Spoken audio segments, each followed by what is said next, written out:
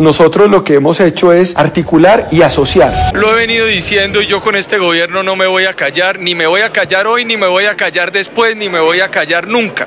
La idea central de llevar la Fiscalía a los territorios partió de la base de que la Fiscalía General de la Nación había estado siempre en el centro. Era necesario sacar la Fiscalía del búnker y llevarla a los territorios. Pues La Silla Vacía ha revelado, a través de un hilo, a través de su cuenta de X, que el fiscal Francisco Barbosa mandó instalar placas conmemorativas de su gestión en fiscalías regionales tras adecuaciones, dice La Silla Vacía, mínimas. A pesar de que un decreto presidencial lo prohíbe, dice inclusive que se puso una placa por un arreglo de los baños en una fiscalía regional, imagina uno.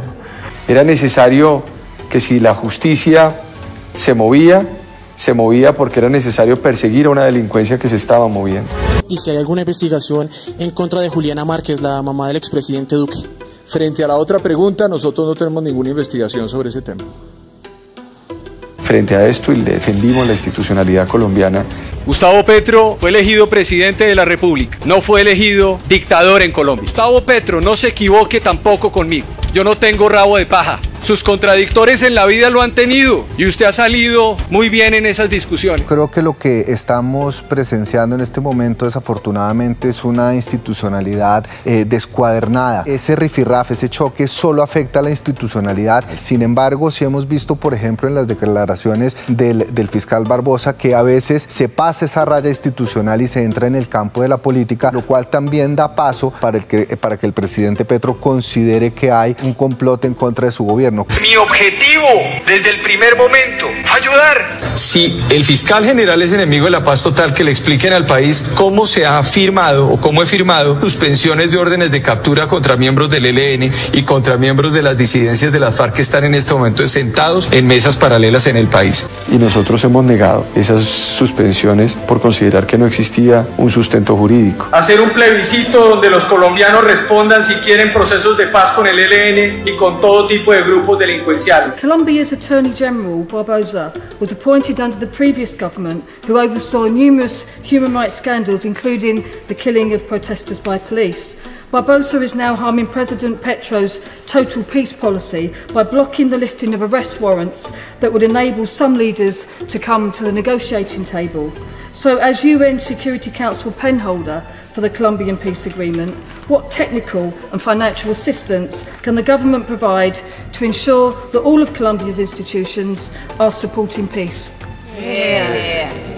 We're working very closely at the highest level. The Foreign Secretary's met with President Petro and with the Foreign Minister there to push the cause for peace. I was fortunate to attend the UN Security Council in January.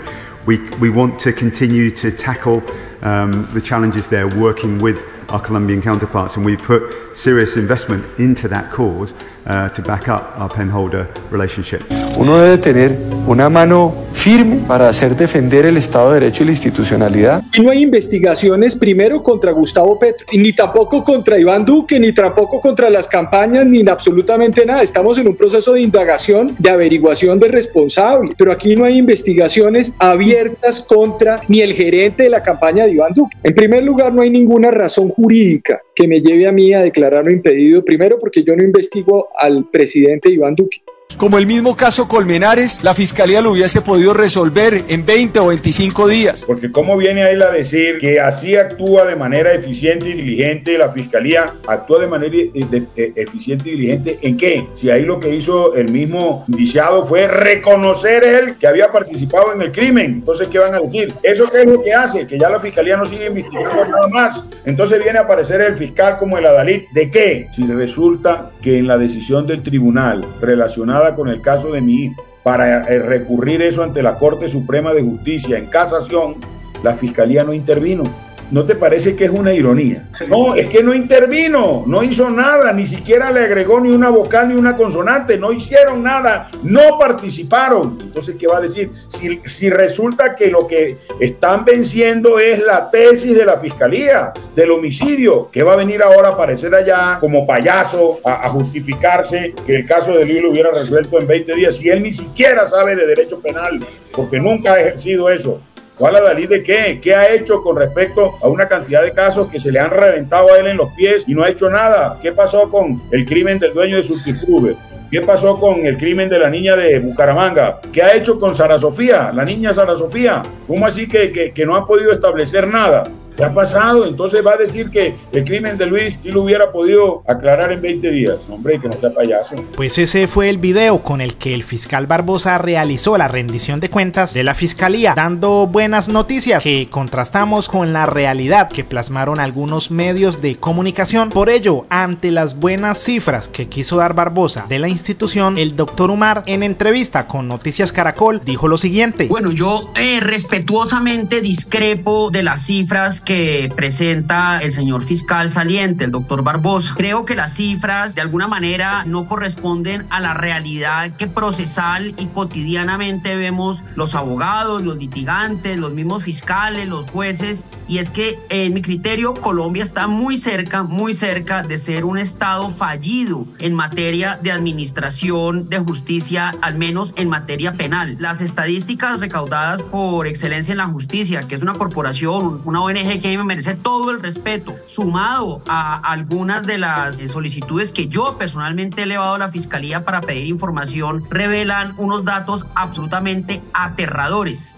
Por ejemplo, revisemos nada más el hecho de que el 80% de los procesos en Colombia que llegan a la Fiscalía General de la Nación con ocasión de una denuncia ciudadana son archivados. Esto es una cifra escandalosa, con argumentos tan terribles como el siguiente, que por ejemplo el denunciante no aportó los datos de quien cometió el delito. Esto es una cosa absolutamente ridícula, porque entonces cuando a usted lo atraquen en la calle, por favor pare al señor atracador y pídale una fotocopia ampliada al 150% de la cédula para que la fiscalía pueda determinarlo. Pero lo que yo no puedo dejar pasar es que nos digan que aquí se están resolviendo delitos complejos en 4 y 5 días, como lo dijeron ayer. Eso es falso.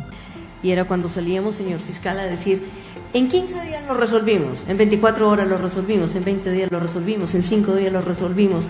Cualquier persona que sepa y que conozca el sistema acusatorio, como lo conozco yo y lo conocen otros cientos de colegas con los que trabajamos estas cifras, sabemos que aquí hay procesos que duran 4, 5 y 6 años y la Fiscalía alegremente archiva las investigaciones. Que la Fiscalía archive el 80% de los casos quiere decir que solo un 20% de los casos son llevados ante los jueces. De ese 20% de los casos, la Fiscalía está perdiendo 6 de cada 10. Mire, en cualquier lugar del mundo, una cifra en la que la Fiscalía pierde 6 de cada 10 casos daría lugar a los más ácidos debates políticos en contra del fiscal.